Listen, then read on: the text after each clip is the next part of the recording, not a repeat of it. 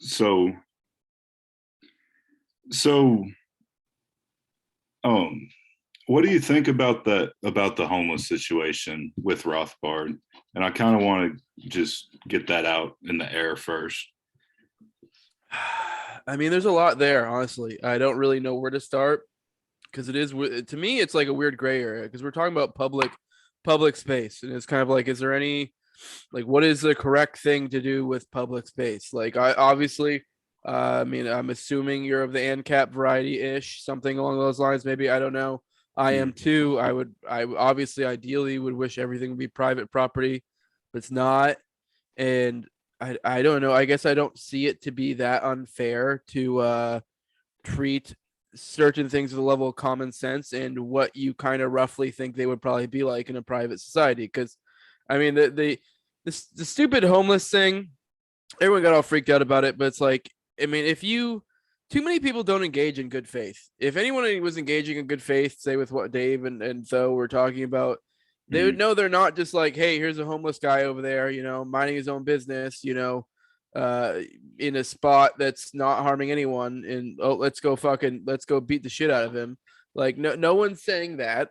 I mean, first of all, I do want to the I've never read the essay in question. It's late Rothbard, and so this is when he was a little bit more paleo. mm, Um, and the line is I don't remember God, what does it say? It's like unleash the cops. I know it's the one line that everyone focuses on, but there's the very last line is subject of course to liability when in error. And it's like mm. and then obviously then everyone goes to, oh well, fucking well, cops don't ever really get in trouble. It's like, yeah, no shit, like we get that. Like I mean, obviously, like these two things have to exist together for this to work. I mean, if you're not in a situation to where you are able to, hold these cops liable for this action, this theoretical situation, then yeah, I mean, you can't have one without the other. So, and like at the end of the day, like, I mean, if we have a private park or something and say some homeless dude's masturbating, like, I don't think it's somehow against anarchist principles, nor would I even care if it was, to be honest. Because I mean, we can have this discussion later. I'm more of an egoist. Like that's Mhm. my root is egoism, and then everything else comes out from there.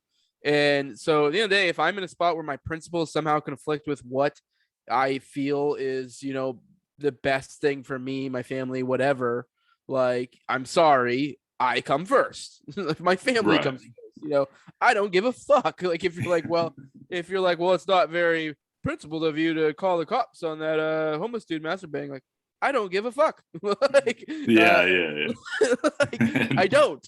like, Yeah. so like, and so like I don't know. Like I guess the point I was kind of getting at is, in a private society, if there was a homeless dude masturbating in a park, you would call the cops or call the anarcho cops or whatever, the person who patrols that piece of private property, and they'd come and scoop him up, and they'd obviously have their own system of justice. It would probably be more fair than what we have now, but we don't Mm, live in that world, and this is the thing you're being offered. And I get it. People are like, go to private parks or whatever. Yes, like obviously when given the option, but like we're also to some extent existing in the real world, and that's not always an option. And people have real lives, and I'm sorry, but the normal person doesn't place libertarian theory over their real world life and real world consequences. And like, and I do I'm someone who's consistently said that if you're in a spot where your theory doesn't hold true in practice, then you need to rethink your theory. And I think right. that's true. So I do think this is something that should be explored. But at the Mhm. end of the day, like in this situation we're talking about, yes, get them the fuck out, and I will call the cops if necessary. If there are other options available, sure, I'll Mhm. explore those. But it really depends on the scenario. So, like, I'm not Right. at all saying we should fucking send cops to every fucking state park, like where they're like the woods, Yeah. like those type of state parks, and go hunt for fucking homeless people and throw them in the clink. Like if Right. some homeless person is hanging out in fucking Yellowstone and they're fucking out in the woods and have a little tent set up and leaving everyone alone or whatever, if Mhm. they're not causing problems, I don't care, and I don't think anyone should care. Yeah. Because I mean, so I guess that's kind of where I'm coming from. Maybe that's not principled, but at the end of the day, my principles, like I said, start from egoism. So I guess I am principled, which is the Yeah. magical thing about egoism is I'm never unprincipled. Right. Max Stern are definitely helping out. Yeah. No, so I guess with me originally, so I went back and I just, glimpsed over what was in question. And for me, it's I I really it doesn't affect me if someone else calls the cops on a homeless person, right? But at the same time, I think it's the use of state force on an individual. I mean, I I understand both sides, but where I kind of it just doesn't sit right with me to call the cops instead of handling that situation on your own. Uh, which, But which I which to that situation, to cut you off, I've heard people say that, and I'm not trying to be a dick to you, but I find it immensely dense. Like, I right. mean, like if we're talking, say the scenario I presented, like I don't know, eh, like yes, we don't have an anarcho cops to come patrol the area. And Mhm. I also, it's like, what am I gonna do? Go engage with them myself? I guess you could make the case that I could just leave, but it's Mhm. like, it's also like, to me, I'm like, I don't feel like he should have priority over me in this space, Mhm. and the action he's doing is not okay. Mhm. And so to me, they've created a monopoly in this specific situation on what should be done in my head, and they've taken away all other options. So I don't think there's anything wrong with using that option. I don't think we should be quick to use the cops because I'm not a fan of state force. Right. But at the end of the day, if that's the only option I'm presented with, I'm going to use it. I mean, Mhm. and I don't think there's anything unprincipled or unanarchist or un whatever about it. Like it, in my head at least. I mean, I don't know. Yeah. I know a lot of people are like, oh well, why don't you go talk to him or whatever. Or it depends on the scenario, obviously, but Right. that's not always feasible. And I like, or some people are like, well, why don't you go fight this person and kick him out or whatever? Because it's like okay, but now I'm the one that's gonna get the cops calling me, so this is fucking retarded. So Mhm. Yeah. Yeah. yeah. Uh, well, so like, Rothbard wrote that talking about bringing right wing populism into the liberty movement or kind of gaining that support of people. Do you do you think that that's a good strategy? And do you think like political parties, like the Libertarian Party in particular, do you think that they could even funnel that many votes or that a mass of people to do any real change? No, I mean, I don't think they have any sort of actual making any change ability Mm, aside from maybe local level, like certain things. I mean, this is where I mean, everyone knows, it's the ongoing joke that anyone knows anything about me, I'm an agorist. So the joke is as an agorist, but so I'm not a fan of using, I mean, which is kind of funny because we were talking about using state power before. Like, I mm, prefer to not use state power politically at all, but I do understand there are situations and there are orders of preferences. Like I've said before, like I'm not like, I don't take the moral argument against like political involvement, voting, etc. I mm, take the practical argument because I find the moral argument to be kind of dumb, to be honest. I can never wrap my head around it. But right. uh, so, but I could totally concoct situations in which I would engage politically, like Mm, because I mean all that a vote is essentially, a lot of people, like whenever people talk about the moral argument when it comes to like voting or something and be like it's immoral to vote, it's like Spooner covers this for one, but I like, I'll usually present like a hypothetical, like now let's say you have a gunman who puts a mm. fucking gun to your wife's head and some stranger's head and says pick. Like I don't think it's immoral to pick. I will pick the stranger in a moment, and I don't think it's immoral. And Yeah, like yeah. I get that, everybody like, well, there's other options in voting, but it's like it's the same basic concept. The Mm, principle is the same. It's just it's a difference of degree, and that's it. So I can imagine a scenario in which I would vote. I just think mm, usually not voting or not engaging politically is the better route to go. But I will concede, I do think there is an order of preference if you absolutely feel like you need to engage politically. And I mm, would say like the paleo, type, roughly, because it is like when you say paleo, that can mean a lot of different things to a lot of different people.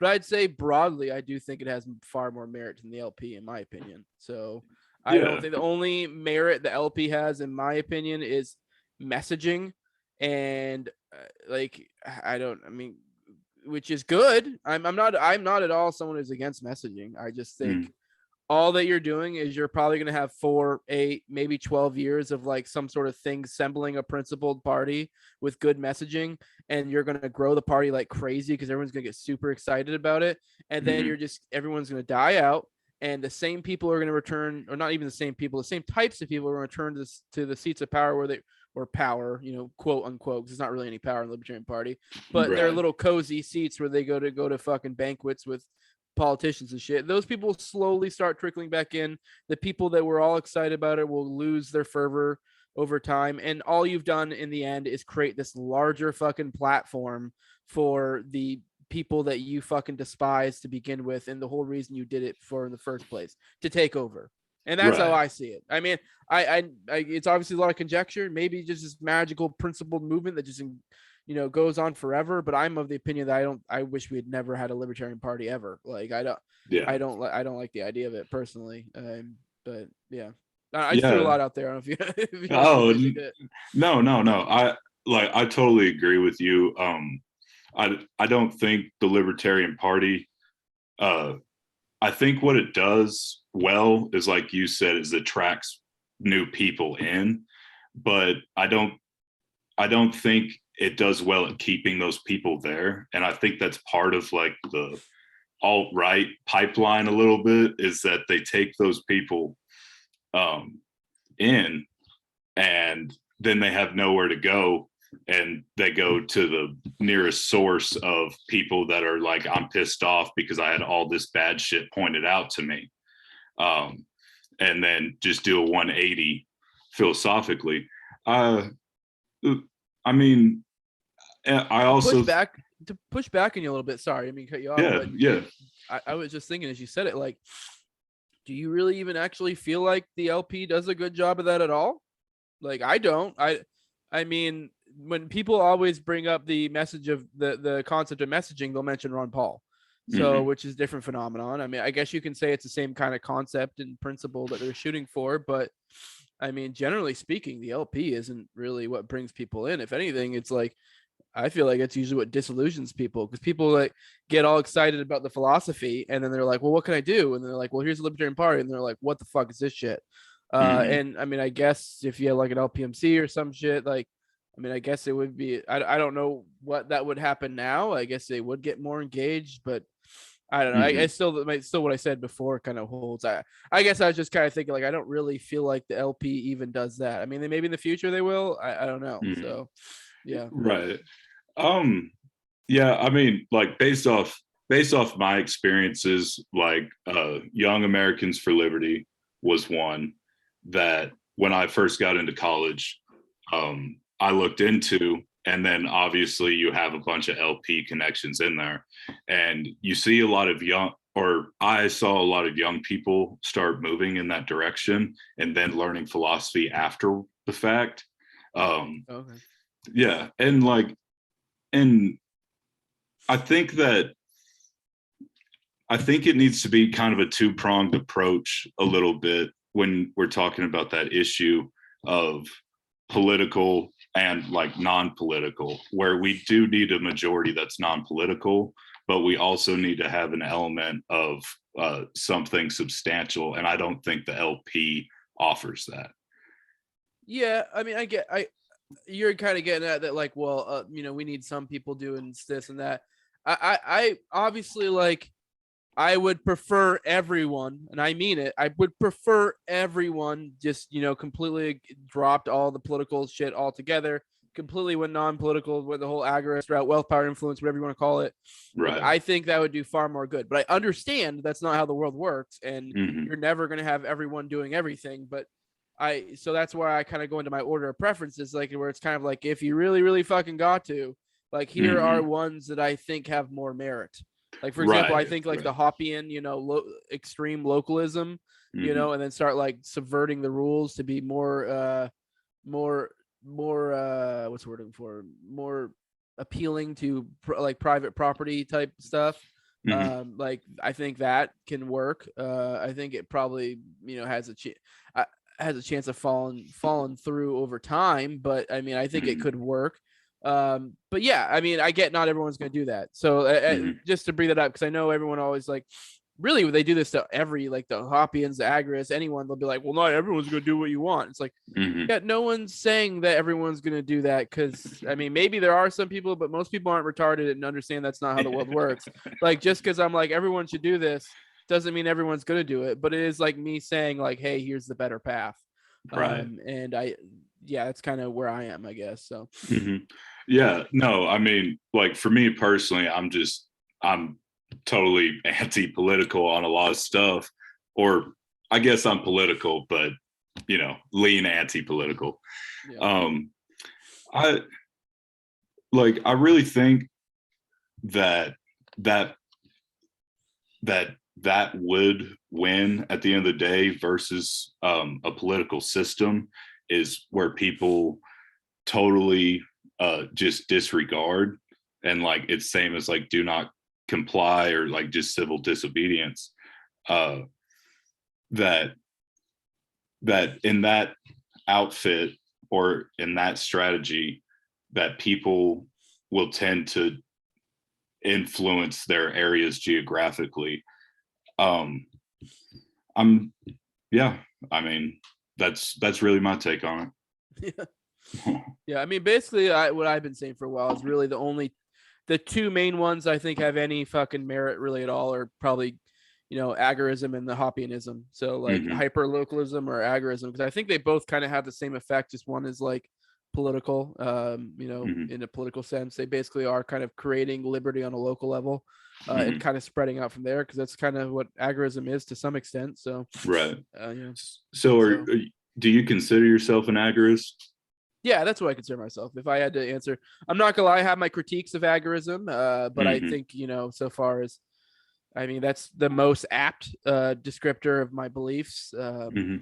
When it comes to like political involvement and such. But yeah, I mean, that's how I describe it. I mean, I'll be honest, probably my biggest critique of agorism is that it defines, when Konkin wrote it, he defined it as left libertarianism, and I understand why he did, because a lot of people don't realize this. He was thought of left and right along a different fucking dichotomy that we use today. Like he was meaning left in the sense that not utilizing political power, and right was utilizing political power. That's why he called Rothbard a right libertarian at the time, is because at that period in time, Rothbard was like, I don't remember if he was creating the Libertarian Party, but he was doing some political stuff. And Konkin was like, don't. And that's actually a more accurate historical definition too, I think, of left and right. It's kind of shifted into what it is now, and even now it has multiple different versions of left and right. But the one at that time is, because I don't remember exactly. There's someone out there probably knows it better than I do, but the left was like, historically speaking, usually just meant people who are trying not to utilize political power. Usually it's closely associated with anarchism in general. But yeah, he wasn't wanting to utilize political power. That was what his definition of left libertarianism was. Really, if in a colloquial sense, in a modern day sense, he would probably be described as a right libertarian. But because what the normal person considers right and left by modern day standards, he just had a different way he was defining it that people don't really use now. But that has consequences. So by defining itself as left libertarianism, now there's all these people all the time that go, well, agorism's left libertarian, and it inevitably draws in the left libertarians, which are using a different definition, and they don't actually take the time to read fucking Konkin. They just go, well, that's fucking cool. And then we end up with a bunch of left libertarians that, classifying themselves as agorists. Right. And it's kind of almost this thing where it kind of, I don't know. It's like I always joke, not to offend anyone if they care. It's like if you had a kid and you call them a homo every day his whole life, there's a good chance he might end up gay. Yeah. So it's almost like a self-fulfilling prophecy thing where it's like, that's probably my biggest critique, and that's why you end up with a lot of people in there, and it gets a knack for being this like egalitarian fucking like philosophy, which in a certain sense, it kind of is, sort of, but I don't think it ever at any point calls for egalitarianism because Hmm. I've said before the irony of egalitarianism is, by trying to go for egalitarianism, you'll never get it, and you'll actually have less egalitarianism. By Right. trying not to go for egalitarianism and going the other way, you end up having more egalitarianism. Yeah. Like the more free the society is, the more equal things become to some extent. There always will be differences between people, but it closes those gaps. So Yeah. whereas all the nations that shoot for egalitarianism and try to have equality end up having humongous levels of inequalities. Right, right, right, right, right. Yeah, no, I really think I do like the ideas of agorism and practice. I really think that is beneficial, like especially economically, um, where you are utilizing the black and gray markets. Uh, but so I mean, to clarify, I don't really consider myself in any camp. I'm more just like an individualist anarchist that Yeah. is in the right libertarian sector.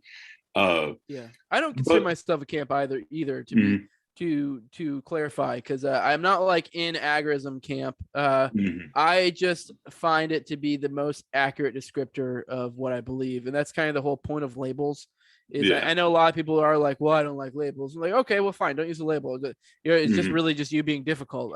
Because it's like right, there are these schools of thoughts, and if you're like, well, that kind of does a decent job of describing me, then I mm. mean, it's kind of like, well, why wouldn't you use it? It's like if you're 6'5" and you're Mm. like, someone's like, you're tall. I'm like, well, I don't like labels. You're like, well, okay. Yeah, But yeah, you're yeah. kind of fucking tall. Yeah, exactly. No, no, they're useful tools for the intelligent. Yeah. That's for sure. Well, shit. I Yeah, I think I well, like so you're talking about anarcho-capitalism. And do you think so? I think that both agorism and anarcho-capitalism can work together for the same cause. But it seems to me that a lot of anarcho-capitalists get drawn into that political sphere. And I'm worried what that is doing to the liberty movement. I mean, I think getting that message out there is good, but I'm not sure if it clicks all the time, if that makes sense. Yeah, kind of. I would say though that not to be pedantic, but the little bit at the Mm-hmm. beginning, I would say it was a little bit of a category error because I don't see anarcho-capitalism. I mean, they are separate things, but I actually see agorism a subset as anarcho-capitalism. Mm-hmm. So it's basically all the same beliefs. If you read the books, he even said, I don't know if he said it in the books, but I've seen a passage from Konkin before where he said he literally was like using Austrian economics and Mm-hmm. like he was just like deriving shit from there. So he's literally that type of fucking libertarian. So I would consider him. I would consider Konkin and myself an anarcho-capitalist. I just think Mm-hmm. it's a more specific type of anarcho-capitalist. Okay. Just like I think Hoppians are anarcho-capitalists, or just more Mm-hmm. specific type. But yeah, on the political question, I, I don't know. I go back and forth on this because it's like I think Vin Armani said something. I'm not gonna lie. I think he's kind of gone a little bit off the rails as of late, and sometimes gets a little kooky. But he says some Mm-hmm. pretty interesting stuff sometimes. And like he said something, I think on Matt Erickson's show, and he was talking about how we're getting to a point in the world where things are getting crazier and crazier. And he used an analogy of like a target, and Mm-hmm. he's like basically all these years, decades, centuries, whatever, have kind of, well, maybe not, because there's been other cataclysms and shit, but Mm-hmm. all this time in your individual life where things were kind of good before now, like Mm-hmm. we're getting to a point where we might see some crazy shit. I mean, you never know. We could end up like China could collapse, thus causing a deflationary pressure, and we buy another Right. 10 to 20 years or some shit. Mm-hmm. But anyways, I digress. But let's say we don't. Basically we're getting to a point where like everything before this was target practice, and Mm-hmm. now you have someone charging at you, and you have a gun, and what matters more than anything is how close to the mark you are. And Right. so it's like like all this shit we're talking about, like we're all kind of on the target, Mm-hmm. but it's like I feel like some of this discussion, as long as done constructively and stuff, is kind of sort of moving it more towards, the center of the target, to where we're kind of like, because I mean, we don't, I don't at all say my, like, what I believe so far as not being political with certitude. This is just a belief I have. I mean, I can't like break it down on some mathematical level. A lot of this is just like Mm-hmm. social science type thoughts I have. So I could be wrong. So, but it is a matter of like, we're trying to figure out roughly what's the most accurate. But on the other hand, I guess these are almost like two opposing thoughts that are weirdly existing in my head at the same time. And Mm-hmm. I don't know how to parse them out. It's almost like a little bit of cognitive dissonance. But on the other hand, I think like even all this shit we're doing right here and like this, oh, do we fucking go to the Republican Party with Democrat Party? Do we, go the LP? Do we do agorism? Do we do this? Do we do localism?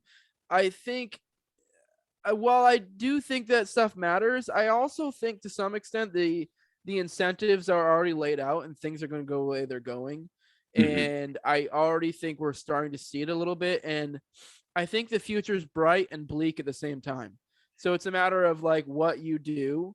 And I do think that it can make a difference, if we're correct in like so far as the libertarian praxis we use. But at the end of the day, I think things are kind of happening on their own just due to incentives. So I feel Yeah. like at most we're fiddling around in the margins. It's kind of the folly of man that we're going to make a fucking difference. Yeah. And not to say we can't, but it's like you have to have a realistic view of it. So Right. I guess I don't really, I feel like no matter what we do as a movement or whatever, I feel like I kind of think it's only going to make a marginal difference in like, Mm-hmm. which can be important. That can be tens, hundreds, thousands of people's lives we're talking about. But Yeah.